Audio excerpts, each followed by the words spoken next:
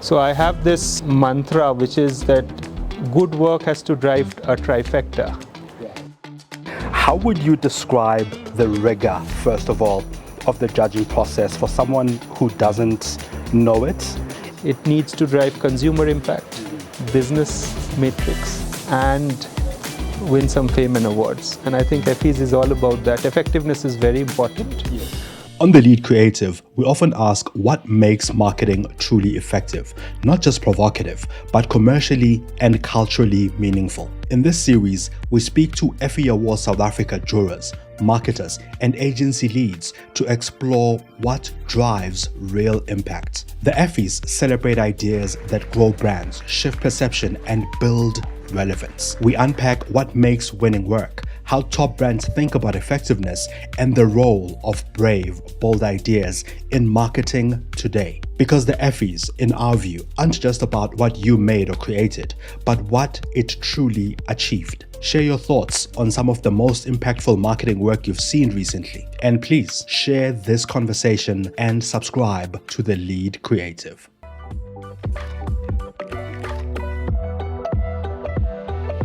Arpan, thanks so much for making time between the networking and the talking and everything else that you've been up to. It's a pleasure. Thank you so much for having me. Arpan, there's something I saw recently in a conversation that you were having, and I think I want to delve a little bit into that as we talk. But it was something about the importance or significance of heritage for a brand and some of the brands that you work with at Mondelez. I mean, one of them is Chappies. All of us, most of us in South Africa grew up on Chappies. In fact, whenever you were buying chewing gum, we used to call it Chappies. We didn't call it any other brand. So what I've noticed is that there's this drive towards sort of being part of South African heritage. What is it about brands and heritage that really matters so much? So firstly, I've been blessed. I work for Mondelez. And we have great people, but great brands, which have a legacy. Before getting into Chappies, I think we have brands like Cadbury. And Cadbury's a 200-year young brand. The beauty about Cadbury's is I have worked across in India, Malaysia, South Africa.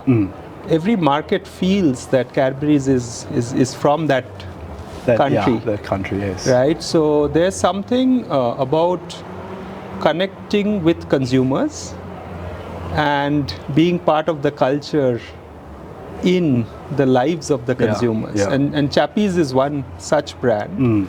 It's again one of those brands which is 60, 70 years old, but you talk to consumers, they feel that they have grown up with Chappies. The Did You Knows are the oldest Googles of the world. Better versions of Google, I think, where you could learn things without being addicted to the phone. And it's like, they say marketing is about following culture. I think marketing is about leading culture. If you can connect to your consumers and become part of their lives, you create magic and some sale happens, but you drive consumer impact. So you are loosely fresh from the Effie Awards judging process. You saw a lot of the work that made it into the awards that won tonight, of course. How would you describe the rigor, first of all, of the judging process for someone who doesn't know it? And what are you taking away from that process to implement with your own team over the next year? Firstly, I've been involved in a few of the the contests and the award ceremonies that are happening in South Africa and broadly in SSA and including the Middle East. Yes. I first feel Effies is one of the most stringent ones. Okay. In many other awards, we probably reward work that trends. Yeah. But in Effies, we don't just reward work that trends. Yes. But work which actually drive real consumption, volume, and drive business impact. So I have this mantra, which is that good work has to drive a trifecta. Right. It needs to drive consumer impact, business matrix, and win some fame and awards. And Yeah. I think Effies is all about that. Effectiveness is very important. Yes. The learning I take away is do work that don't just trend, but actually move the consumers Yeah. and move the business matrix. So really be intentional about it. So you mentioned a couple of things there. I guess you mentioned that firstly the trifecta that the work must kind of meet, and you mentioned that the Effies doesn't just reward the fame aspect, it rewards this kind of trifecta.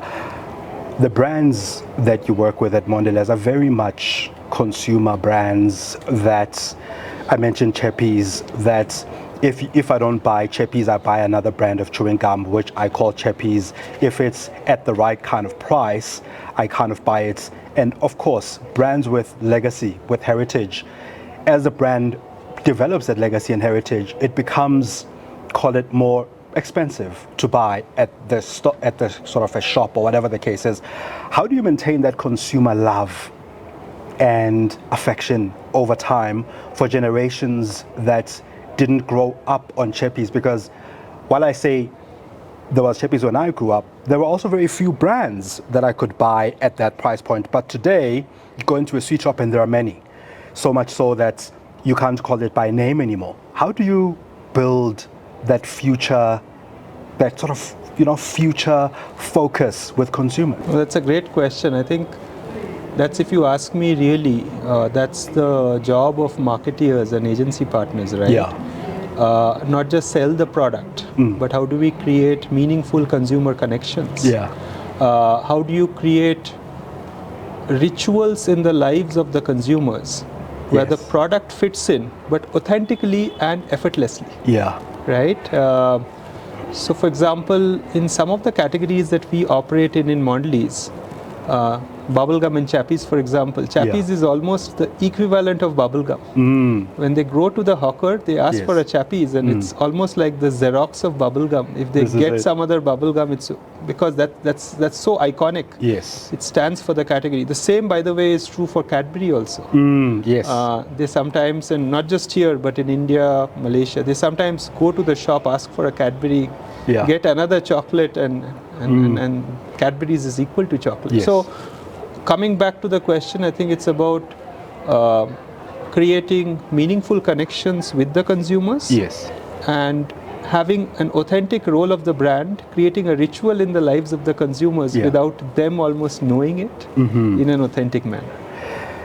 Authenticity, I think, becomes a really big one, especially, I mean, I mentioned we have just come out of sort of Heritage Day, Heritage Month, where there was huge competition for the consumer's eyeballs around this idea of heritage and brands really leaning into that. Just coming back a little bit to effectiveness, are there any trends that you spotted this year in effectiveness that are either on the rise, that are growing, or that are different from any other years that you've judged any other awards show? So I think firstly, what I'd say is the quality of the work keeps going up. Right. I'm really impressed with the quality of the entries this year compared to last year. I was judging last year also. And I think there is an improvement in the quality in the way the cases are written. Yes. Which not just celebrates the work, but links it to actual business matrix, which is, I think, the really meat of Effies, which is how effective the work is. I think one thing that's stood out for me is it's more of a global trend, but also in South Africa.